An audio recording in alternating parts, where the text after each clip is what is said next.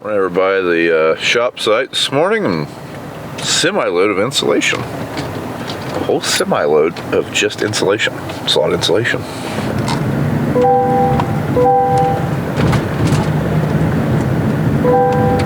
Oh yeah, morning and happy first day of planting.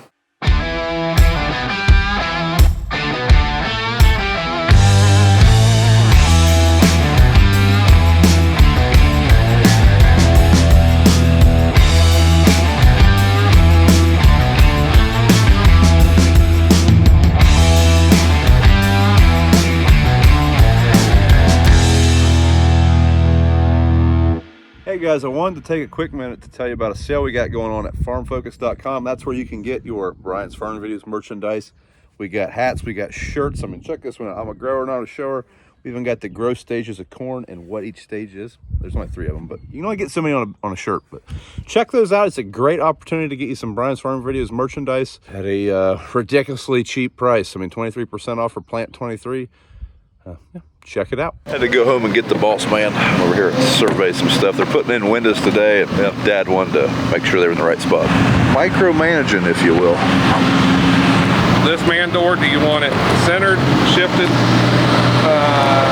3 foot from the court, Brian, or you want to center that bay down there? That's not the end of the world. Enough drooling over the building. Let's get back to starting up a corn planter. So Dad's hooking up his tender now. Fire it up, make sure everything's gonna work on it, put some boxes on it, and then we're gonna head over to the corn planter. I don't know if you can see it, I'm hooked to my tender, and I gotta do the same, except with beans. One thing we gotta do is get a battery for the tender remote. They're rechargeable. I recommend having you a spare. Yesterday, I threw one on the charger because, well, the one, where am I? Why can't we see me? There we go. The one in the tender is dead. Now we're good. There. Maybe. What are we hitting? There we go. So right now we are going to start this tender up, run the conveyor, make sure nothing's in the conveyor, like rat nest or anything like that, something that would plug my planter. Then I'm gonna fill up with beans. Dad, he had to take some chemical over to where he fills a sprayer up. He wanted to do that before he hooks up to the tender because he needed a trailer. So when he gets back, we'll get his tender loaded. And then we will both head to our planters. Want to get the corn planter going first, and then we're gonna try to get the bean planter up and going. Hopefully this all goes smooth. That'll be a miracle.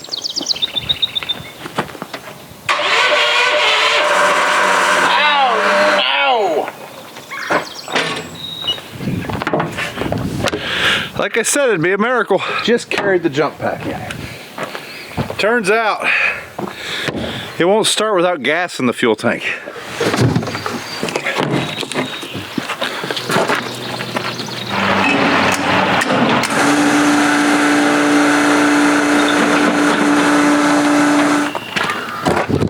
Now I put this in there. A little pro tip from a non-pro. With these seed tenders where everything's electric and runs off a motor or hydraulic, you need gas to make the auger go in and out. Always have a little bit of gas. I've run out of gas with my auger extended, and you end up having to unhook the trailer to go get a gas can, and it's just a massive pain in the butt. So I will not put all this gas in this thing. I'll leave about half full. That way when I run out, I have a little bit of gas. Should I forget to refill this can, gotta have my safety can. This kind's not as bad as the other ones. At least this one just has a button you push. Some of these things spill more gas than they're supposed to save, that's for sure. Alright, that should get us going. We'll fill this thing up before we go to the field. And now we're gonna pull start it, hopefully.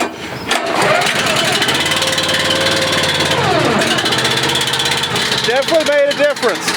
Having a little gas in it helped. Dad just got back. We're gonna go over and help him hook up, and I guess we should go move the truck out of the way so he can get the seed corn he wants. Keep our seed corn out here in this old open shed, our 3-sided shed. See if we can find the corn he's looking for.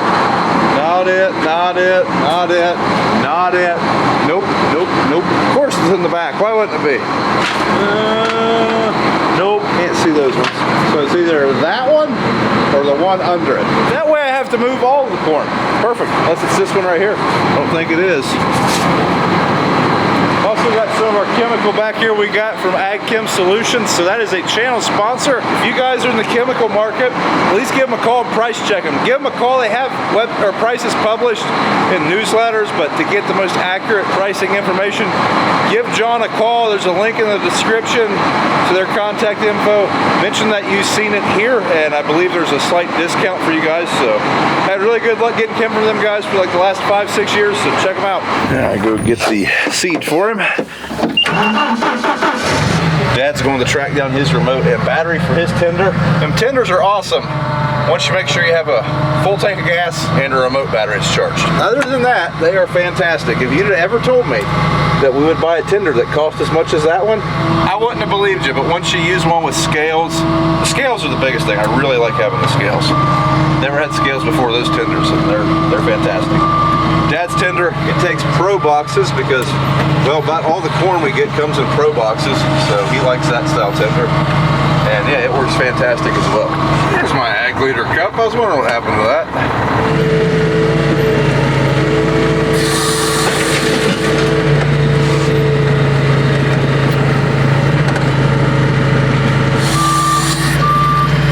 Finally got it. Just realized we don't even have all of our corn. We're still missing 2 boxes from another company.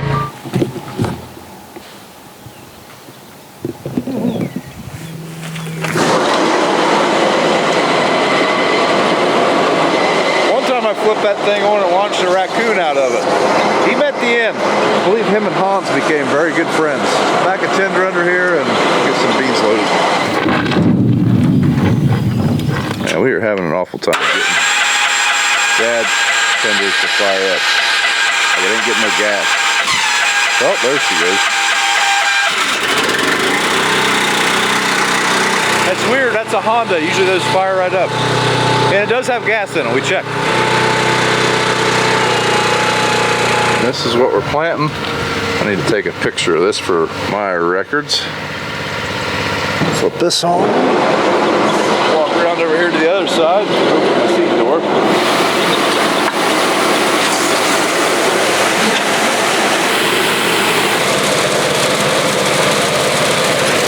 Can't remember if I can hold 5,000 pounds or 4,000 pounds in my tender or in my drill, but we're just going to go ahead and put 1 whole fill-up plus some, like 2 fill-ups in here. Going for 10,000 pounds, we're putting on 70 pounds per acre.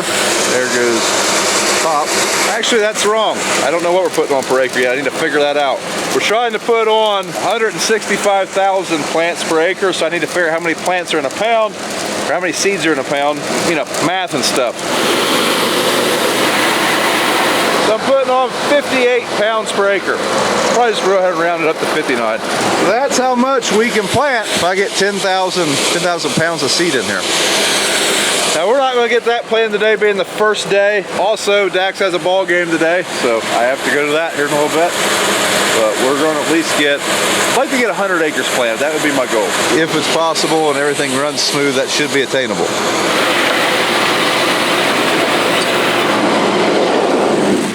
Re-tarp. Done that before. Took off without putting my tarp on. Ended up on the side of the road trying to drag the thing over after it blew off going down the road. Not fun. So we have plenty of seed. We have 10,200 pounds.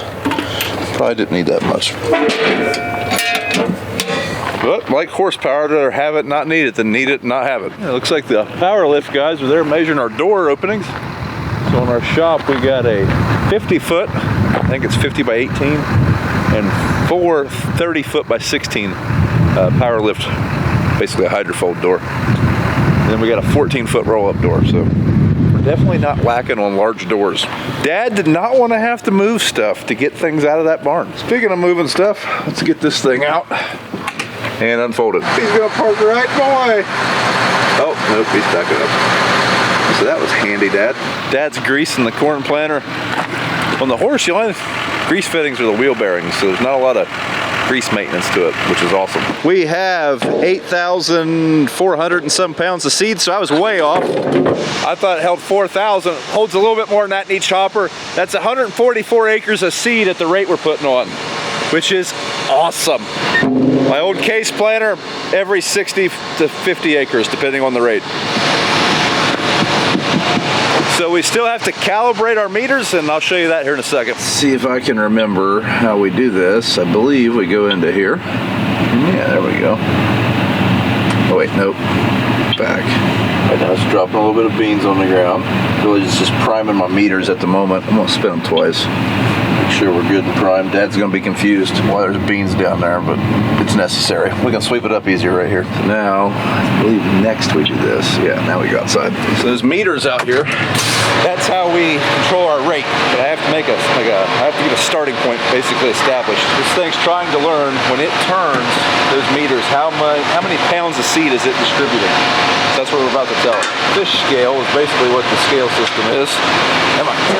There we go. Need this. Then we need that. Now we come up here and hit this button right there. And we're distributing seed. It's counting the times that it's turning. It's comparing that with what it thinks it's distributing. And then I'll weigh it and tell it what it actually distributed. And that's how we calibrate. I like to get quite a bit of seed in that bag. The more, the better, really. So I always take a picture of this. That way, I don't forget. Plus, I also forgot to weigh the empty bag. So I gotta go dump the seed out, weigh that empty bag. Minus those two numbers, put that in the monitor. There you can see that empty bag weighs 2.4 pounds. So now we're gonna go in here, put our numbers in, and then calibrate our other meter, meter number 2. We were close. We were 1 pound off. We were at 16.2. It thinks we did 15.3. So we will now put in the actual number, 16.2. And now that one is calibrated. That's our max and minimum speeds we can run with that meter and still be accurate. I tell you, being able to do this on concrete, way nicer than pulling around in the gravel. That's why Dad is working on his on the concrete as well. When they finish up that thing, I'd about bet anytime we have to do any work on any piece of equipment, we'll be on that concrete pad. Makes sense to me. All right, we are loaded and ready to roar. Just realized I didn't take my ritual first fill-up selfie. I hope that's not a bad sign. Go with it. I ain't unfolding and staging a picture. We're heading to the field. I'm going to drive Dad's truck. First couple acres, sometimes you'll need tools, tighten up the little odds and ends things. And got about a 1.5 mile drive. Don't want to have to come back with the planter. Come down there, follow him, and then once he gets good and going, we will come back and get the other planter. So we're planting pretty close to beside him.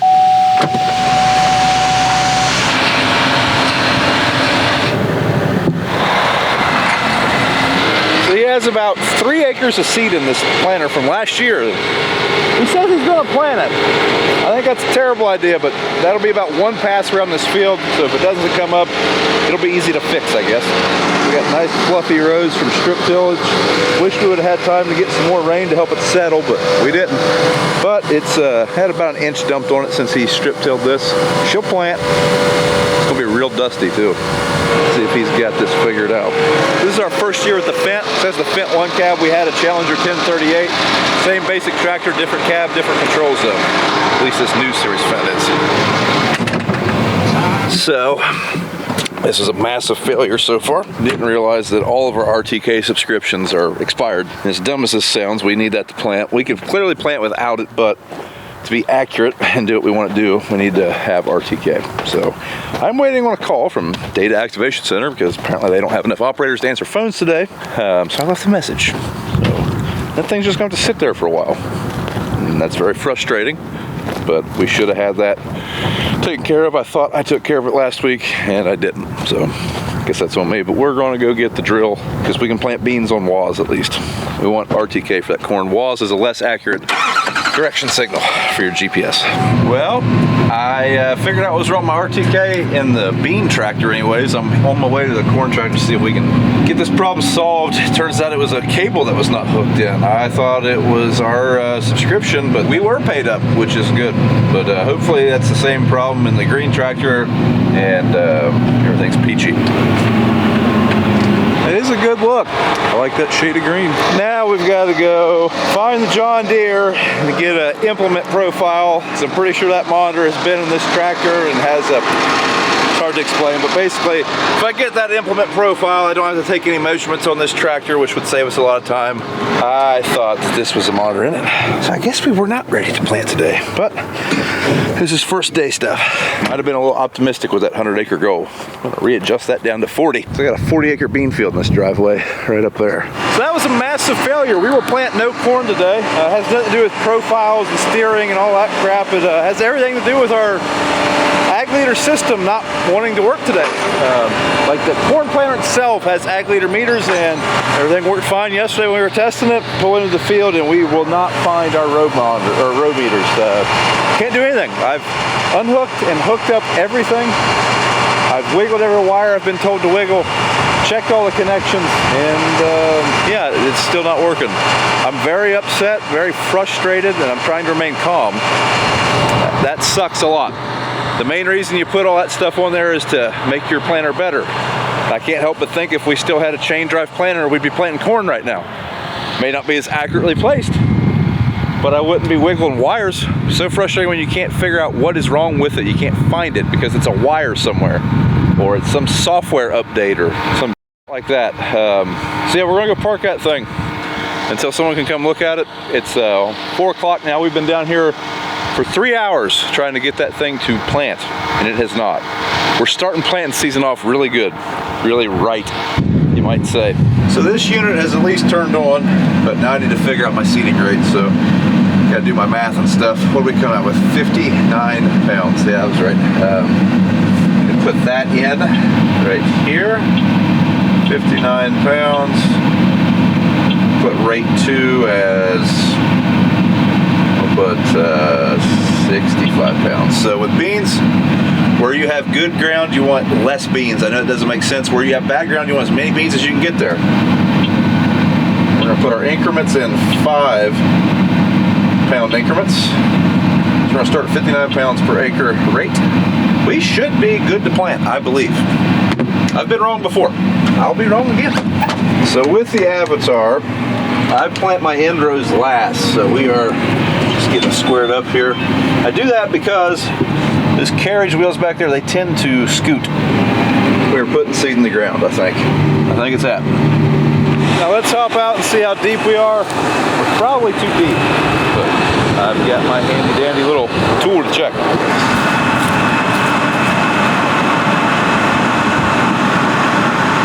Yeah, we're 2 inches deep. That's plenty deep. I don't like that. So we are going to adjust.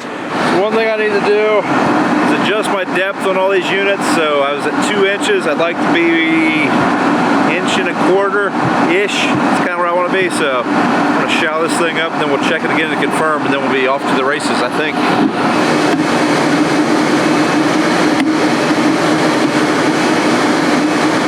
I'm glad I got back out to check after making that adjustment, because I definitely went the wrong way. Because sometimes I'm a dum-dum, but now we're gonna try it again and check it again. That'll work, I think. Where are they? Well, I thought it would work. That's gonna work for now. So this ground's pretty soft where it was VT'd last week.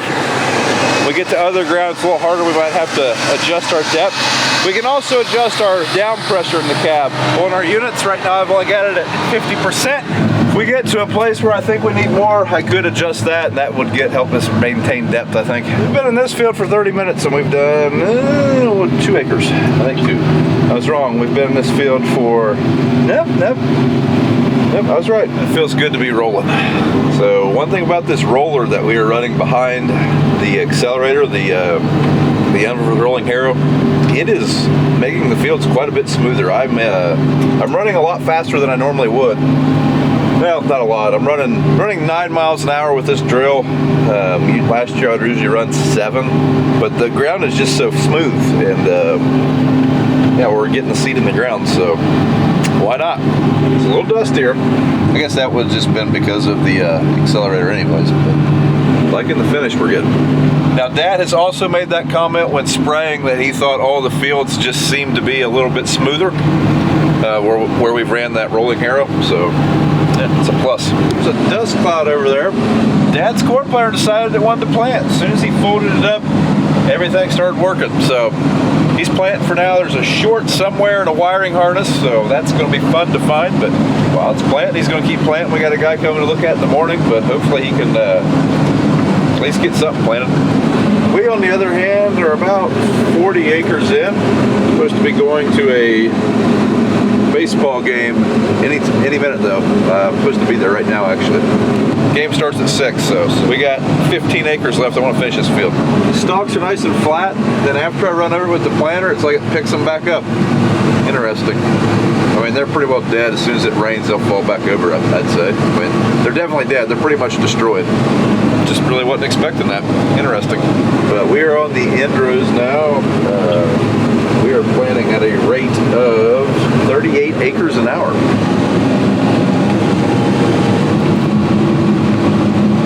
So we are going to stop, and I guess we'll come back and finish it later. We might come back tonight. We might come back first thing in the morning. I really don't care at this point. I am glad that we did that relatively smooth. Once I got my det set, we never got out of the cab again, so that's good to know. Hey guys, that's going to be it for tonight's video. It's 8:30, just getting back from the ball game. We lost, but yeah, I'll just finish that field in the morning. Could go tonight, but I'm not going to. Be fresh for tomorrow, and we'll just plan on knocking out like 250, 300 acres tomorrow. We'll see how that goes. That's a good thought, I guess.